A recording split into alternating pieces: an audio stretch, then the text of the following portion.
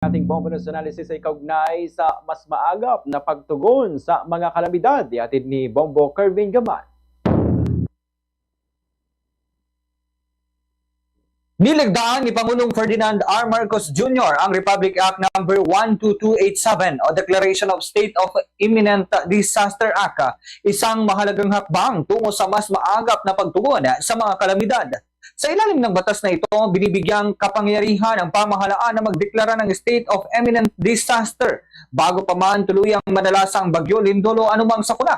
Kung tutuusin, isa itong pagbabago ng pananaw mula sa pagiging reaksyonaryo tungo sa pagiging proaktibo. Kung dati ay madalas na naghahabol ang gobyerno sa gitna at pagtatapos ng pinsala, ngayon ay mabibigyan na ng sapat na oras ang mga ahensya at lokal na pamahalaan upang maglatag ng plano, maghanda ng relief goods at magsagawa ng preemptive evacuations.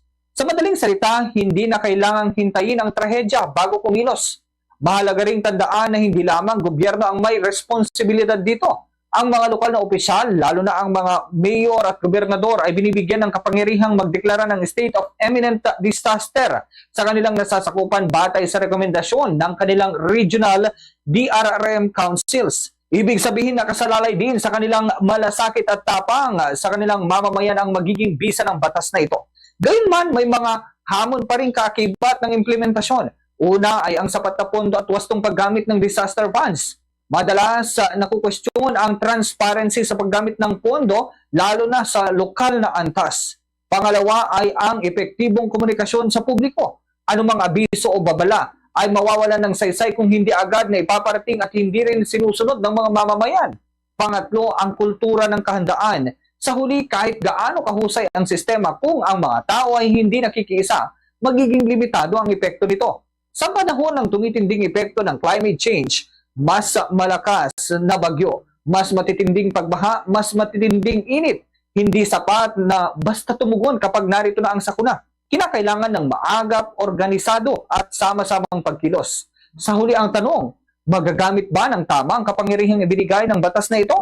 Kung oo, maraming buhay ang maliligtas at masisiguro ang kaligtasan ng mga pinaka-vulnerableng sektor ng lipunan. Kung hindi, mananatili itong isa lamang sa mahabang listahan ng mga batas na maganda sa papel, ngunit bigo sa aktwal na aplikasyon.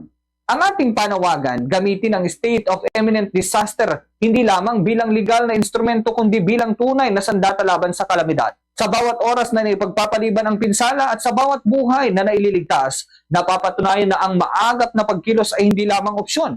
Ito ay tungkulin. Yan ang ating Bombo News Analysis. Ako si Bombo Kervin Gaman. Basta Radyo, Bombo!